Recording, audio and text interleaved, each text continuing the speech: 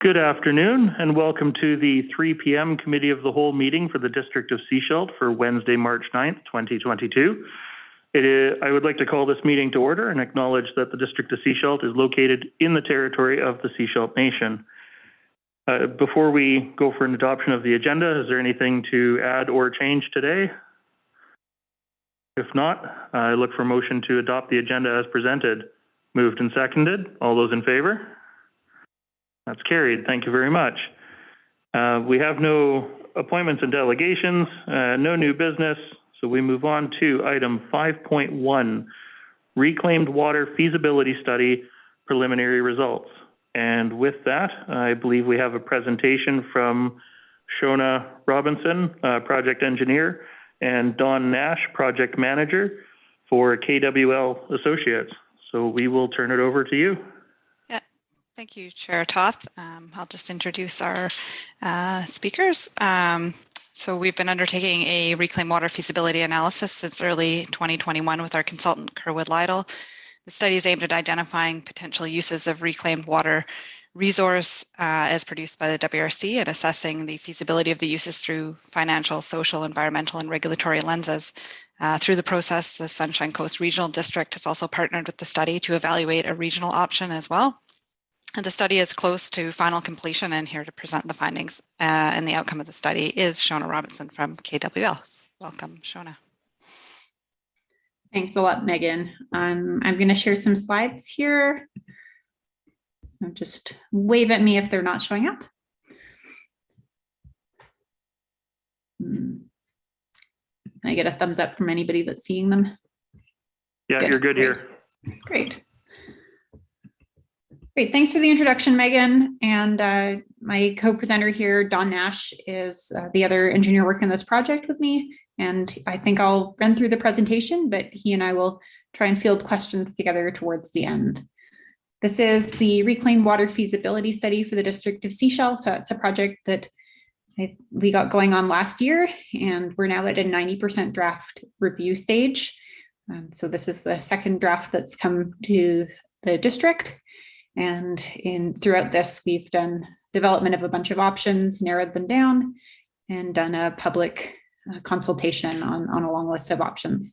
So the presentation today is quite high level, and I'll just let's just step through here, give you a bit of background about reclaimed water in BC and how that might apply to Seashell, what kind of resources you're working with here.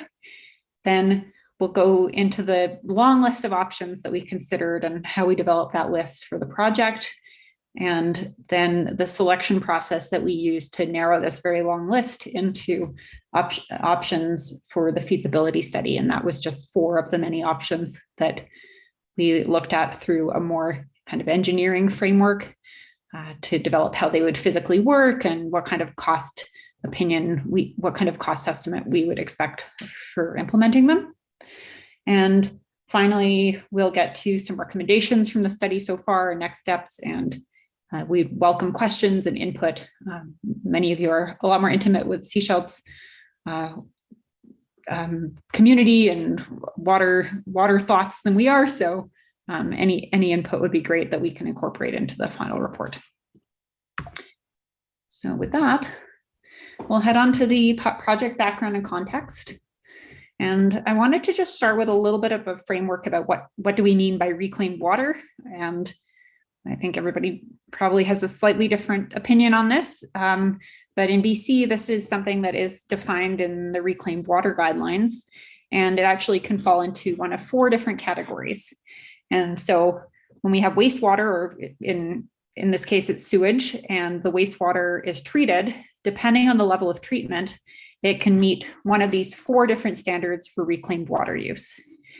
And if the water isn't treated particularly rigorously, then it can have relatively high concentrations, or in this case, moderate concentrations of these 3 constituents.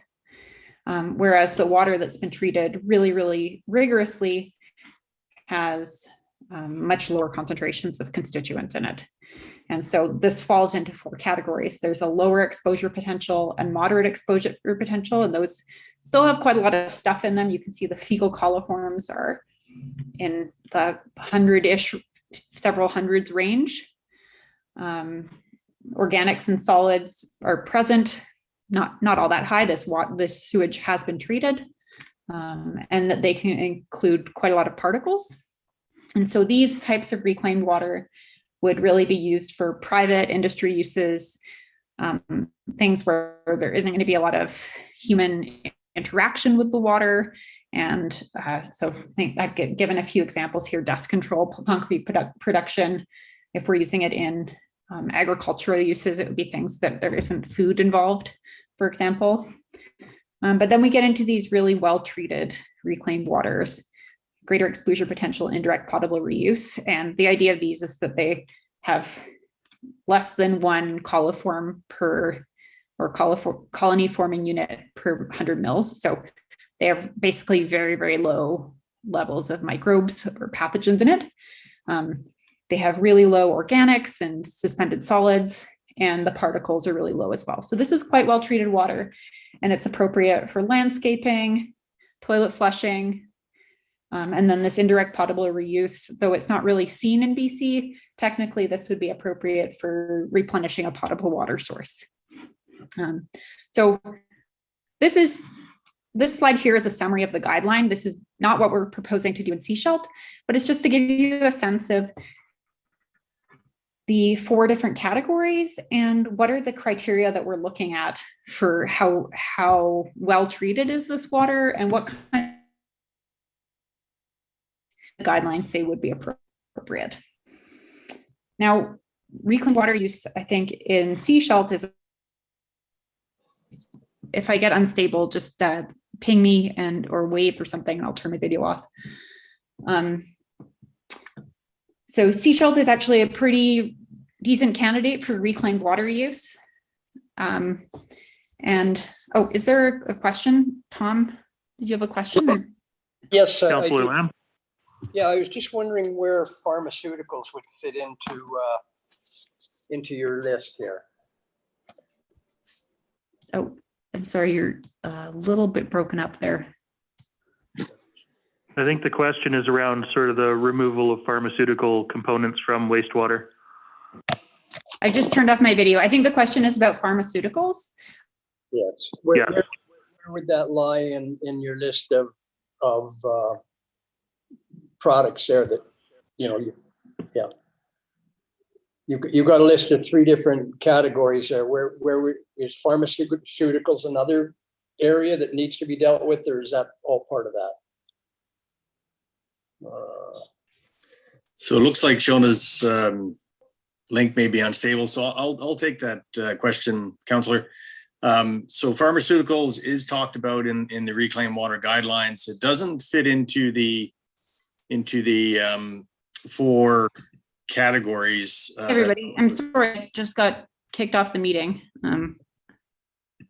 Yeah, so Shona, I'm just answering that question while you get your presentation back up and running.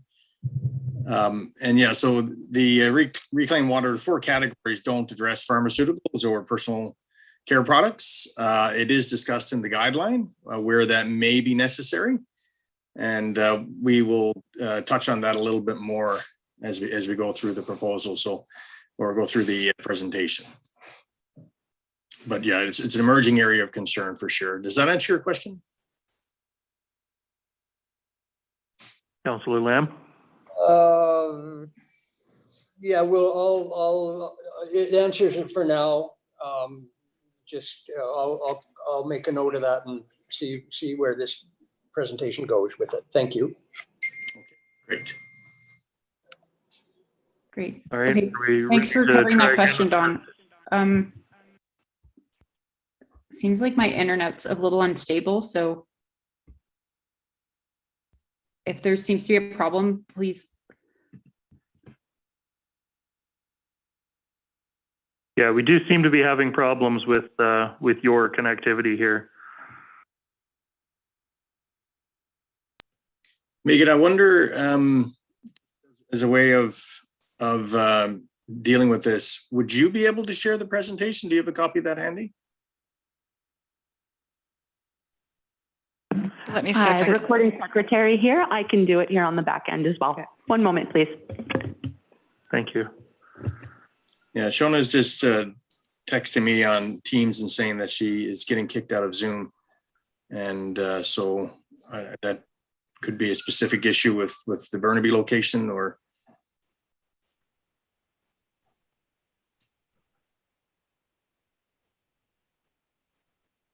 Mr. Nash, are you prepared to speak to the presentation, or does Shona want to perhaps phone in from a telephone like a landline? Yeah, let me just check with her on that.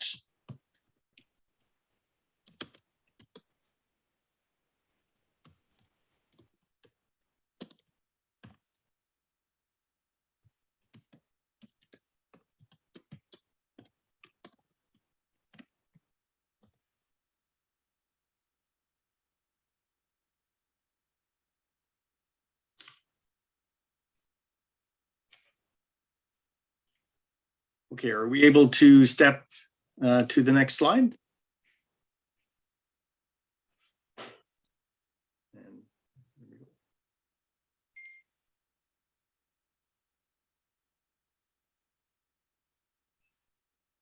Okay, and so I think we've covered this particular slide. So if we could step to the next one.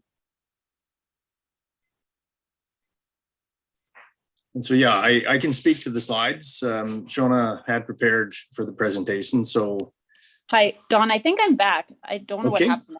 Yeah. But if you could just track us through the slides, that would actually be great. Yeah, let's do that. So I think you're on the next slide there now. So you're good to go.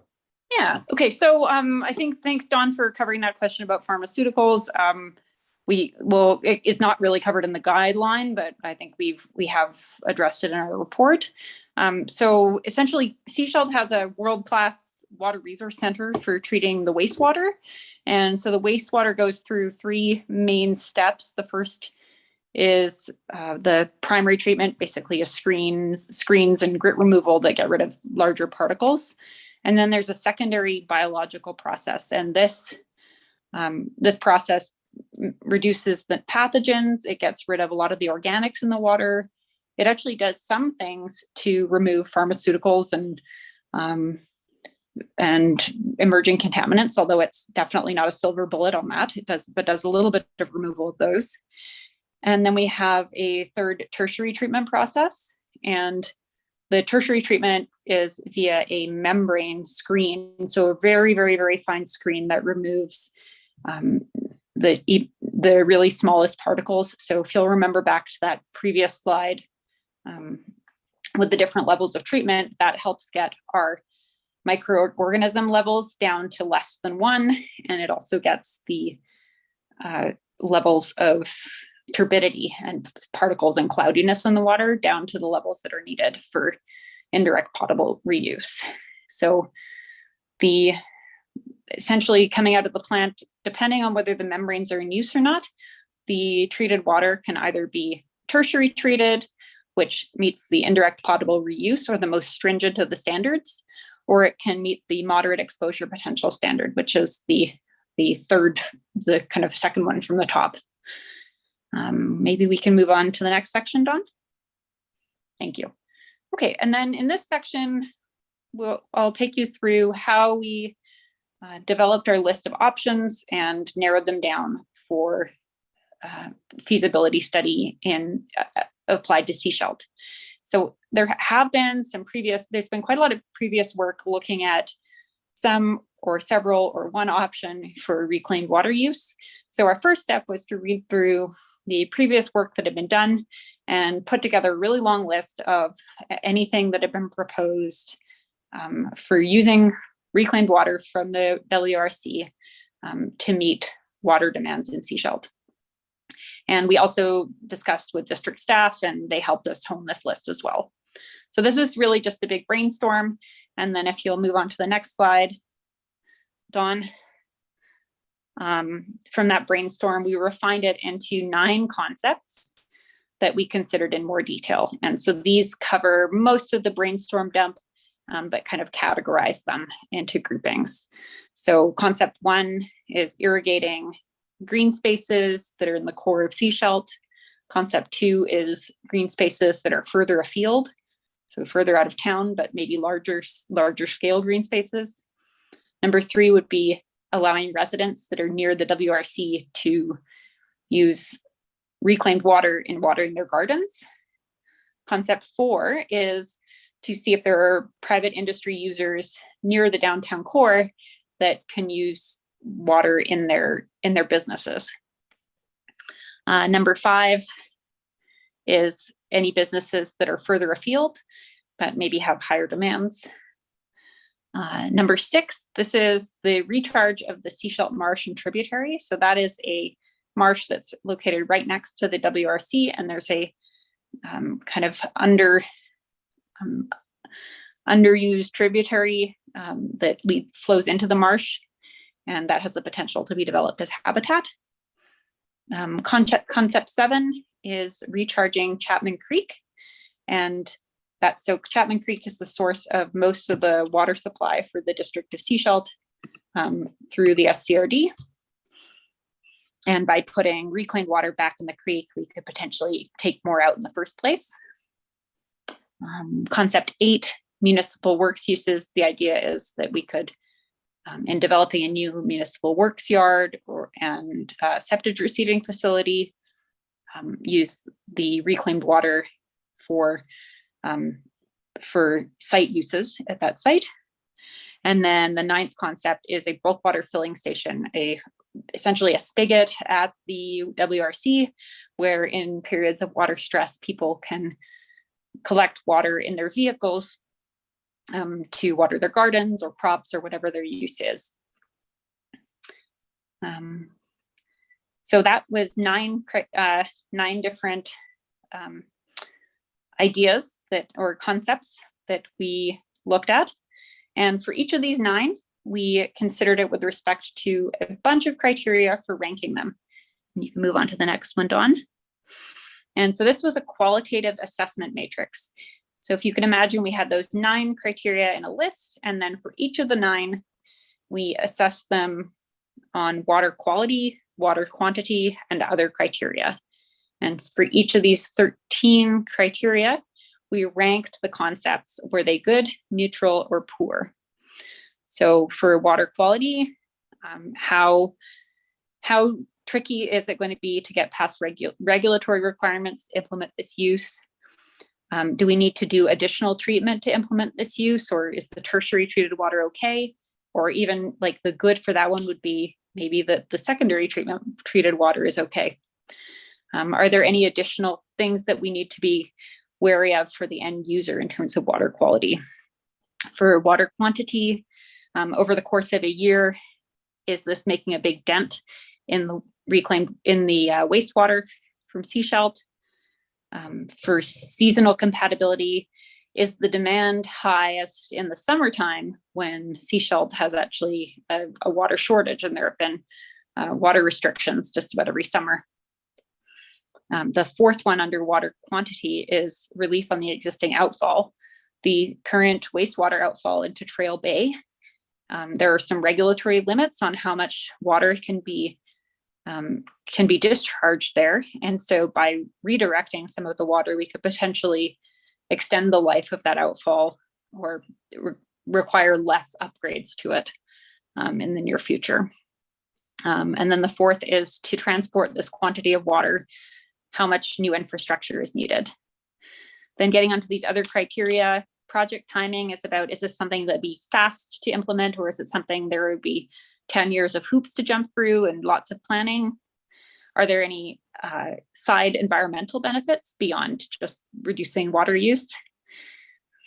The 3rd one there, demand reliability. Is this a demand that we could see if we build a whole infrastructure to have this reclaimed water use? Is this a demand that's going to exist 20 years in the future, or is it fully reliant on one business that could go out bankrupt tomorrow, for example? Is there a means of cost recovery for this option? Is it easy to bill somebody to reclaim some of the costs? So for none of these options, is it as simple as you just redirect the water from the WRC and the user turns on their tap, there are pretty significant costs involved in all of these. And so up to this point, for each of the 9 options, we ranked them and we developed a kind of summary of each option. And then we sent the district a public engagement survey where the public was invited to comment on their thoughts about reclaimed water and also to tell us how they felt about each of the 9 options given these criteria. And then the level of public support, we ranked that as good, neutral, or poor, depending on people's input. And then where applicable, we also looked at other stakeholders and other user support. So that gives you a pretty general overview of the 9 options and all the criteria we used to rank them. And then we essentially went through this matrix with the district staff and selected 4 options for further development and for feasibility. So you can move on to those options, Dawn. The 4 top options. So this first one here is called Village Green Space Irrigation. And I'm just going to pull it up on my screen here so that I can see it a little bit bigger. Perfect. And so this one, essentially the concept here is, so you can see a map of downtown Seashell on the slide. The WRC is highlighted in red. And there are the orange pipe there that goes into Trail Bay. That's the current outfall. But we're actually quite lucky that there are existing pipes in the ground, which are currently not in use. These are from this is from the older outfall infrastructure and from before the WRC was implemented. And so the concept here is that we could reuse some of those solid purple pipes and reuse them for piping reclaimed water around the city. And so they don't get it very far, but they get it most of the way to Hackett Park. They get it most of the way to the playing fields at the top right there, and most of the way to the Trail Bay foreshore. And then by adding additional reclaimed water piping, we have the potential to pump reclaimed water to our public green spaces. And this would allow them to be green and user-friendly all summer long using reclaimed water. This was the top option in the public survey, but it would cost, our Class C cost opinion was almost $4 million. And that includes adding this pumping, which is needed to get the reclaimed water to all these places. It includes upgrading the mains, the reclaimed water mains that are needed, and some adjustments to watering systems in the parks. And overall, this doesn't use a ton of the water. It uses 4%, which is modest, but it does offset summer needs. It doesn't do much to relieve the outfall stress, though, because we don't need to irrigate these areas in the wintertime when the stresses on the outfall are the highest. So Dawn, maybe you can move on to the next one. Thank you. So this second option here is to develop the Seashell Marsh and tributary. And so this is zoomed in on the marsh, which is next to WRC. And the idea is that we would pump the water with a much smaller pump because it doesn't have to go as far and it doesn't need to have pressure. Pump it up to the south end of the tributary. And that would allow a year-round flow through the watercourse. And this has the potential to really help establish a habitat in an area that is currently quite overgrown. And really just kind of my understanding is that a lot of the water in this marsh and tributary is really just stormwater and a bit of groundwater, but the flows aren't really reliable to establish a permanent thriving ecosystem in this area. So we discussed with our biology team, and there's actually some significant costs involved in developing these areas as habitat, and adding the pumping, adding a little bit of balancing storage, and but overall it's quite a lot less than the prior option, and it actually has the potential to use quite a lot of the volume of water that is produced during the year. We'd really need to study the stream in a lot more detail to know how much, but it definitely has the potential to defer the need for outfall upgrades. So that has a really big advantage that could help pay partly towards the $2.2 million. But to keep in mind that this is still a use that would really need to be, it would need a lot of operational upkeep, and we'd need to make sure that the district is really committed to this use. It has other benefits. It provides a really nice green space and ecosystem within the city. But it is the longer term commitment to maintaining this habitat. On to the next option, Don. Now this option here, this is not thoroughly developed. This is just a kind of a concept that we've got as a sketch here. This is the idea of a bulk water filling station. Now the district currently has some well water that's available for users who need to fill tanks in the summertime, keep their gardens alive, and parks uses it as well. But there are limits on how much water can be provided there. And so if water is being used for irrigation purposes, with the appropriate education and controls, it would be feasible to fill trucks and tanks with tertiary water so that citizens and businesses in the area can keep their gardens alive, or can, depending on potentially other industrial uses in the summertime. This is unfortunately a really tricky project to use. It really doesn't use very much water, and that's because the efficiency of trucking water back and forth is quite low compared with pipes. Pipes are a really efficient way to move water. So it would use probably less than 1% of the annual volume. So it wouldn't be able to defer the outfall, for example. Shall we move on to the last one, Dawn? Thanks. And then this last one was added it was like added after we'd developed the first three options. And this is the idea of recharging Chapman Creek. This has been looked at before. And the idea is that the creek needs a certain amount of flow. So the creek where Seashell gets its drinking water needs a certain amount of flow for its environmental flow needs.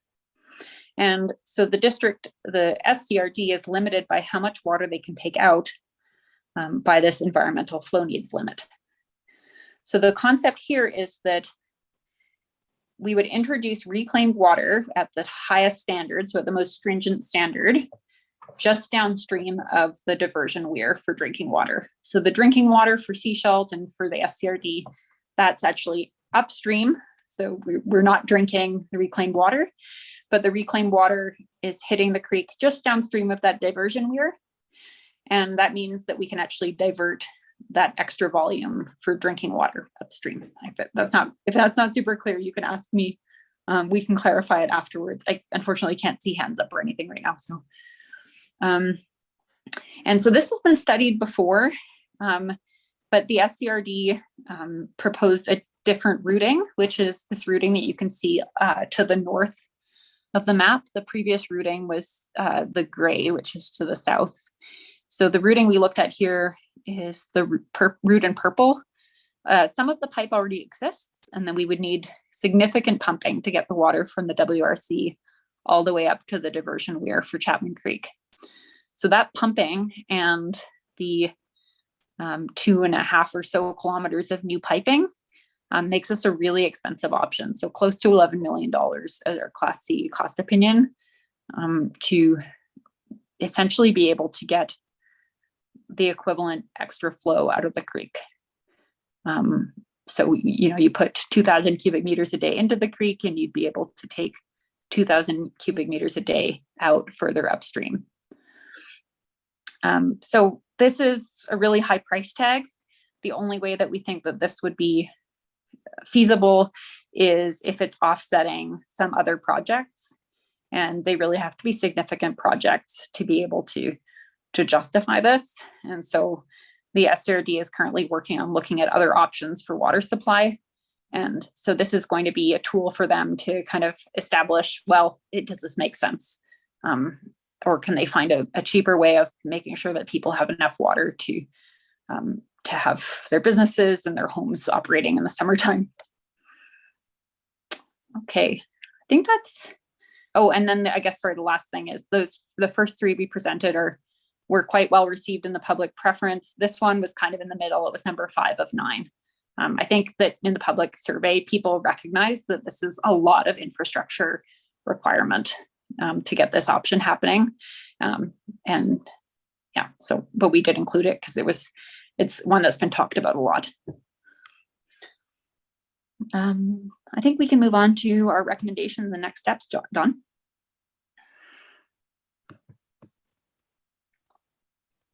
So the main takeaway from these 4 top options, if the district decides that they do want to go ahead with reclaimed water use, the best option that we felt that we'd explored was the Seashell Marsh and tributary recharge. And the reason for this is it's one of the lower cost options, but it also has a bunch of other benefits. It has environmental benefits by creating ecosystem. It creates a really wonderful public amenity. It also, even though it does have a cost associated with it, it has the potential to offset costs related to expanding the outfall. But we do caution that this is a commitment from the district. It's basically, we're promising the environment that we're going to provide water for the foreseeable future. This is also something that isn't very well established. We found kind of one precedent in BC without too much information available.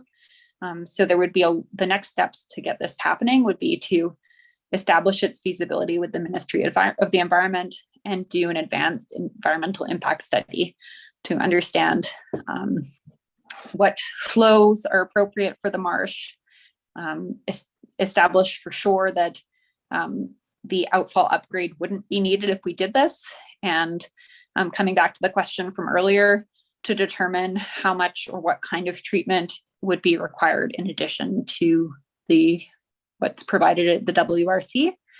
There's no way to remove, well, it's very expensive to remove everything from the water. So there would be some kind of compromise there. So those are kind of the next steps for this one. The 2 other downtown options, the bulk filling station and village green space irrigation, those were both quite expensive on their own for a very small amount of water volume used. However, there are some synergies of those with the marsh option. So if we're already putting in pumping and balancing storage, then the cost of these would come down. That's not something we've looked at doing all of them together, but it could make these options more palatable from a cost perspective. And if there's public appetite for them, then it would be worth the district having a look. But I think our recommendation is really only in conjunction with the first option. And then the final one, Chapman Creek recharge. From what we saw, this is really too expensive at this stage to get behind. But it really comes down to what the SCRD feels. If they find that $11 million is actually it's actually better value than, for example, enlarging the size of a reservoir or adding a new reservoir, then that option could actually start to look pretty good. So those are recommendations. And I think the next slide is just providing room for discussion and our contact information. So Don, I don't know if you're... You kept prompting Dawn to change the slides, but it was actually our staff here that were in charge of the slideshow. So, okay. And your staff are not Dawn. No. Just before I go to council for questions, do any members of staff want to chime in on this before we start taking questions? No? Okay, thank you. Council, questions for our presentation?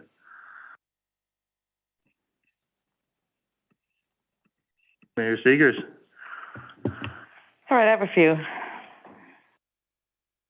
So I noticed you used concepts 1, 6, 9, and 7 in that order, but not 2, 3, 4, 5, and 8. And you didn't actually mention why those were not considered. Wondering if you could address that. Yeah, so for the other 5 concepts, we actually did consider them with respect to those 13 criteria, but they fell short of kind of making the top 4 so for each of those other ones, they didn't score well enough on the 13 criteria to be considered. And within our project scope, we really had budget just to do 3 options, and then we added on the 4th one at the district's request. So that was why we didn't get into full feasibility study for the other 5. Okay, thank you. Councillor Lamb. Yeah, just the route that you've chosen or has been selected for the discharge into Chapman Creek. It basically follows up Dusty Road, and you know, the information that I think that I have or that we have would be in the near future that was probably going to be a gravel pit. You know, the Lehigh would love to get rid of Dusty Road and turn that into a gravel pit. So, you know, that would be, I mean, if you did even go ahead and do that within a short period of time, maybe 10 years, that would have to be dug up and replaced and put somewhere else. So it would be interesting to talk to Lehigh and see if you could put that discharge line through the gravel pit somehow. You know, we may be into an area where they finished digging already. Just a different route that's already been where the gravel has already been taken. Yeah, you actually raise a good point. It's kind of a finer detail in the report that we haven't costed in the requirement of establishing a right of way for this. The routing for that option was given to us by the SCRD. But I think that you're completely right. Then one of the next steps for that option, if they decided to pursue it, is to talk to other stakeholders. And I think Lehigh is the one of the main ones. I don't actually know how much of the routing falls into their purview. And maybe just to add to that, if I may, the alternate routing that was shown in gray on the slide for that concept, you know, it would require significant environmental disturbance to make it to just below the diversion. And I think you'd have a lot of trouble arguing with Ministry of Environment that you're creating an enhancement to the environment by running a pipe and disturbing what's already pretty natural in there. Yeah, the approach from the north that the SCRD proposed is a lot less disturbance. So thanks for that, Don. Thank you. I think that tagged on to sort of a question that I was going to ask, which was why location 3, location 2 from the map is only about 2/3 as high in elevation. So I would have expected that to be the preferred option because pumping costs would be lower. I believe the pipes would be traveling along an existing right of way, but my understanding is option 3 was the one that came from the SCRD specifically. So option 1 is the one that's the furthest to the northeast, and that's the one that's directly below the diversion weir, and that's actually the one that's required for environmental flow needs. The other 2 were considered in a previous study, but the ministry wants flow through the entire creek, not just the lower reaches. So those 2 were grayed out because they weren't developed further. Okay, thank you. Mayor Seegers. Thank you. What water projections, you know, volumes did you look at? Are you looking at current? Are you looking at what's coming in the future? What numbers are you actually looking at? So for the most part, we're looking at current numbers for the two really big uses, the environmental recharge, we're looking at the current average dry weather flow as kind of our baseline flow. But that said, in a cost opinion, we gave some capacity for upgrades in the future. So the current dry weather flow is around 2,200 cubic meters a day.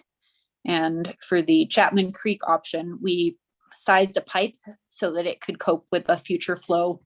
Let me see if I can remember what that future flow is.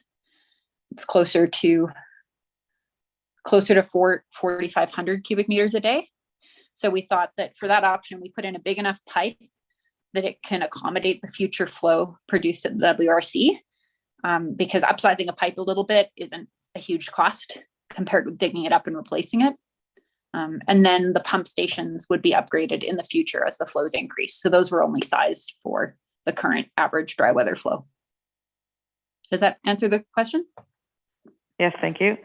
And then I noticed in a couple of the options, particularly the Marsh and the Chapman Creek, you talked about outfall and reservoir projects potentially deferred.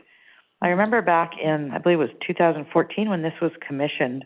At that point, we were talking $3.5 million or something like that for an upgraded outfall. I mean, we know costs have gone up a lot since then. So what kind of cost are we potentially looking at for an outfall? Because if we're looking at, saying, yes, it's expensive at 10.8, well, what's the outfall cost? Is it $5 million right now? Because that's an offset that we could potentially take into account. Yeah, we haven't done outfall costing as part of this project, unfortunately, but the numbers I'd heard were kind of similar to what you just mentioned. Yeah, I don't know. I can jump in there. Sure. We did have a cost estimate for twinning the outfall for expansion. I believe in 2019, a high level cost estimate put it at 3.3 million. So we're using that as the baseline, though. It's a fairly high level cost estimate. Yeah, I know at the regional district, we were just looking at putting a new water fire suppression system in the aquatic center over here, and the costs have gone up so much that we actually did not go forward with the project. And I know for a while steel prices were, guaranteed for one day. So, I don't know what kind of costs we're looking at. I think that 3.9 or whatever it is not realistic. So if we were to look at that, that may change the direction we want to take, given that we would not have to put that money out. Yeah, I think that's a good point. In conjunction with this, I think that moving forward, discussing with the ministry to ensure that that is in fact deferred, we probably need to pursue both of those at once. Thank you. One question that I've got with the Marsh discharge option, did you consider effects of climate change and sea level rise in that? I don't know if you've seen those maps, but we've seen some of the workshops that have been put on by other groups that show, that entire marsh could become underwater. It could become part of the ocean. So. Yeah, we haven't looked into that. I think that the one thing, there is some like a tide gate or something associated with water leaving the marsh, so that would need to be revisited. But that would obviously need to be addressed for developing this option. Okay.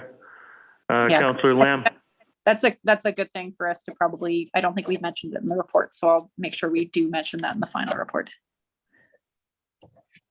Yeah, I'm just wondering, about once again, coming back to the outfall into Chapman Creek. That is a major contribution to the Sunshine Coast Regional District, and that, for the ability for them to take more water out of the creek. And so, we're looking at the Church Road well. I don't know what the budget for that is, but I would imagine it's probably around $12 million right now. Just under 9 million. Is that complete, Alton? Was that the drilling? Because I thought the drilling was 3, and then it was 8 for the to hook it up. No, it's just under 9 complete. Okay, so 9 million. And how many cubic meters of water are you going to get out of that a day? 5 million liters per day. 5 million liters a day. And this, yeah, so. It's like half that volume for more cost. Yeah, I'm just kind of, I'm just throwing it out there. I mean, if we're pumping 2,000 meters or so into Chapman Creek a day, what's that value worth? So, I mean, if that's worth, $5 million and our outflow is $3.5 million, you got a $10 million project. That the regional district and the district of Seashell should be able to throw in together on. It's a big number. Anyways, just some thoughts. Yeah, no, I hope that the SCRD can take our volumes and our costs and start to integrate them with what their thinking is on other options as well. Thank you. Thank you. Any other questions from council? Go ahead. Okay, so that brings up another point. I mean, Councillor Toth and I both sit on the regional district board.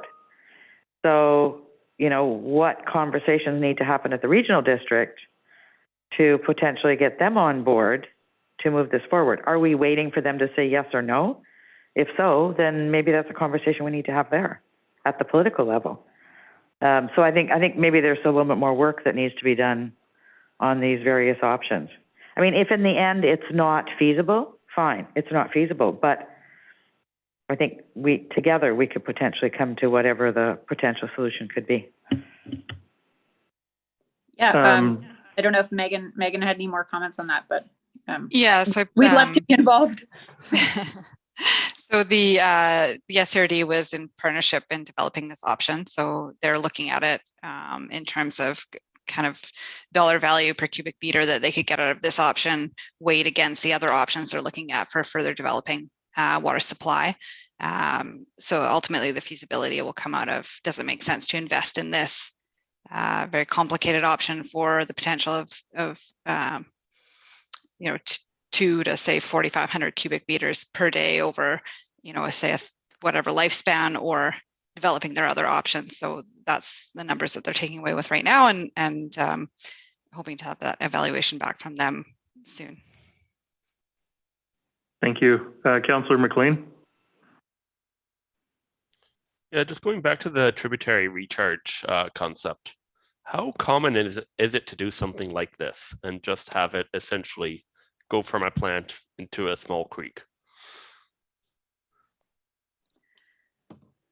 I have heard of one other place it's been done in BC. I can't remember the name off the top of my head, but it's in our report. Don, did you have some comments on that? I think Don was involved in kind of proposing the option. Yeah, so it's certainly something that's accommodated in the guideline and the regulation.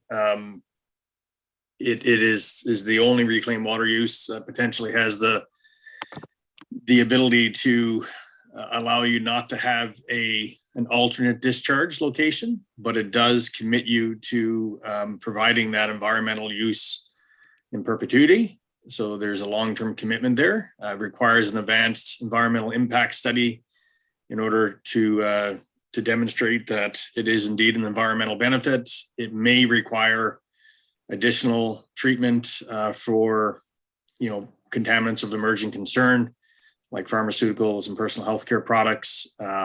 It's not common in BC, but around the world, I mean, reclaimed water is being used for all sorts of things, including making beer, and so it's folks in other parts of the world that are really water scarce are talking about direct reclaimed water use instead of indirect for potable water. And the reason being because when they treat the water to such a high standard, oftentimes the water they're taking out of the environment is not as clean as the water they're discharging. And so there's conversations ongoing about direct reuse, certainly treating that to a high standard as well. But I can't give you there is a specific example in a report, but I don't recall it off the top of my head. The location is called McBride, BC, but we weren't able to find too much more information on it. It was just referenced in one of our background documents. But I haven't found any study like looking at that particular use in that location. Okay, thank you. Just a quick question that I've got jotted down here. In the guidelines for updating the liquid waste management plan do touch on reclaimed water and uses and planning around reduced demand on municipal waterworks. So I guess the question is, how does this tie into or interact with our liquid waste management plan update if and when we actually get there? Don, would you be okay with chiming in on this one? Yeah, for sure. So yeah, what's interesting about the LWMP process is it's a long process, but one that's highly engaged with the public and other stakeholders. It enables you to bring a number of different scenarios together and create that long-term plan, and enables you to do things that may be slightly different than what's inside the regulatory framework because of that stakeholder engagement and consultation process, which the Ministry of Environment is part of. So this would certainly be a part of that process. And again, the LWMP process allows some flexibility, but it is a long process to complete. Okay, thank you. I guess my last question is, this is just sort of the 90% draft report. When do you guys think we might see the final report? Megan told us that your funding runs out at the end of March, so we're aiming for the end of March. Yeah, so this study will conclude this month. We'll incorporate the feedback from today and finalize the report. Then if there is an option that we do want to move forward with, that would be outside of this study, and that would be a next step. Okay. Council, any last questions? Councillor Rowe. Hi, thank you for all of this today. I'm just curious, how robust was the survey results from the community?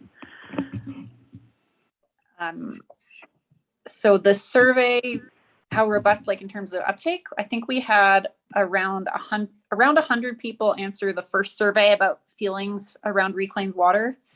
And then I think 60 or so that looked, or maybe 50 or so that looked at the 9 different concepts and ranked those. There are some graphs in the report showing the level of support for the different options. Is that what you meant by robustness of the survey results? Yeah. Thanks very much. Yeah, so that's all right. the, I think, Appendix B of the report. Okay. And I don't see any other hands up. Thank you for presenting to us today. I know we look forward to that final report. And yeah, I guess that'll be it. Thank you very much for being here today. Okay, thanks so much. And our contact information is on the final slide. So if there were comments that you wanted to email, questions from after, feel free to reach out. It's been really nice presenting today. Thank you. Thank you. Thank you. I guess technically I'll look for a motion to receive the presentation materials. Moved, seconded, all those in favor? That's carried. Thank you very much. I don't see any other hands up or any other burning questions or comments from council, so I will look for a motion to adjourn. Moved, seconded, all those in favor?